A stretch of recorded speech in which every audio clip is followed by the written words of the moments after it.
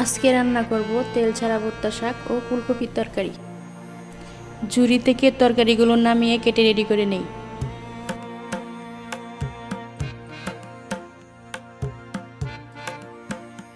শাকগুলো একদম কচি এবং ফ্রেশ।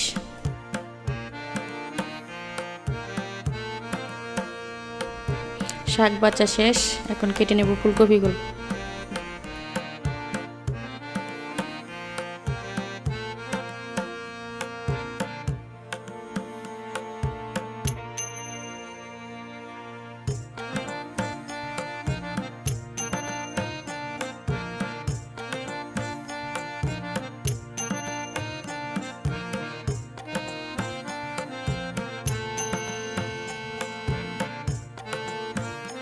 ফুলকপি কাটা শেষ, কেটে নেব আলু।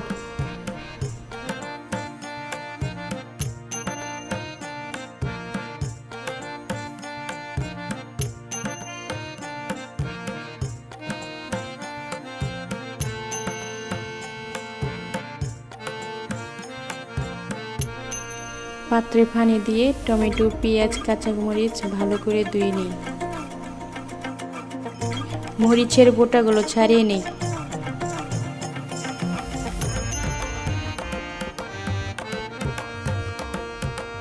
পেঁয়াজের চোখলা ছাড়ানো শেষ, এখন কেটে নেব। টমেটোগুলো ভালো করে ধুয়ে কেটে নিই।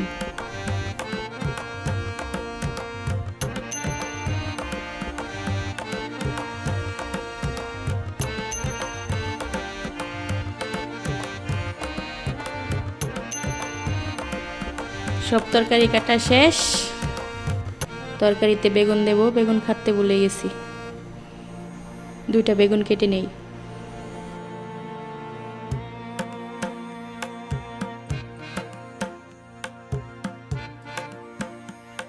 এদিকে আমার ভাত রান্না শেষ। এখন শাক ও ফুলকপিগুলো সুন্দর করে ধুয়ে নিব।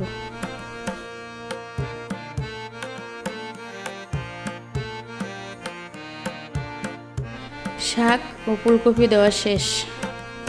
চুলাতে শাক বসিয়ে দিলাম। পরিমাণ মতো লবণ দিয়ে দিচ্ছি। এখন দিয়ে দিলাম পেঁয়াজ কুচি, রসুন কুচি ও কাঁচামরিচ। নাড়িয়ে চাড়িয়ে সব কিছু মিশিয়ে দিলাম। এখন তরকারির মাছগুলো ভালোভাবে ধুয়ে নিই।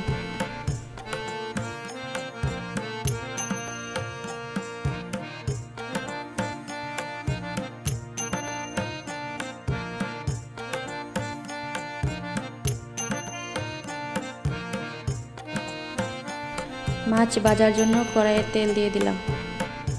সামান্য হলুদ মরিচ দিয়ে মাছগুলো ভেজে নিচ্ছি।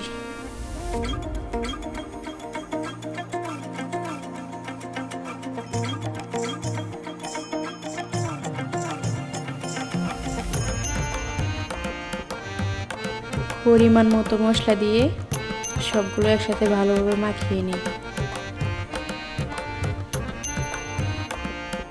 ফুলকপি একটু গরম পানি দিয়ে ধুয়ে নিই। তেল ছাড়া শাক রান্না করেছি। শাক রান্না শেষ, এখন নামিয়ে নেব। ফুলকপির জন্য বসিয়ে দিলাম পাতিল, দিয়ে দিলাম তেল, একটু পেঁয়াজ ভাজা হয়ে গেছে।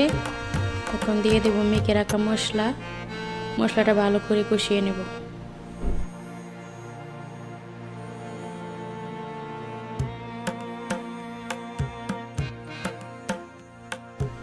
আগে ফুলকপির ডাঁটা ও আলুগুলো দিয়ে ভালো করে কষিয়ে নিই। এখন দিয়ে দিচ্ছি বেগুন, দিয়ে আরো কিছুক্ষণ কষিয়ে নেব। এখন দিয়ে দিলাম গরম পানিতে ভিজিয়ে রাখা ফুলকপি।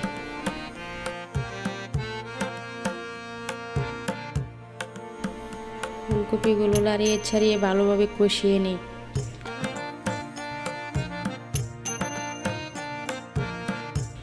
টমেটোগুলো দিয়ে নিই।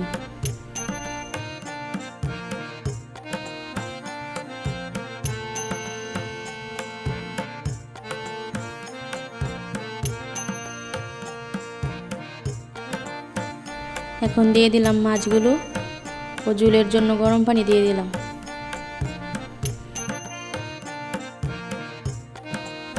তরকারি কালারটা মাশাআল্লাহ অসাধারণ হয়েছে, খেতেও খুব ভালো লাগবে।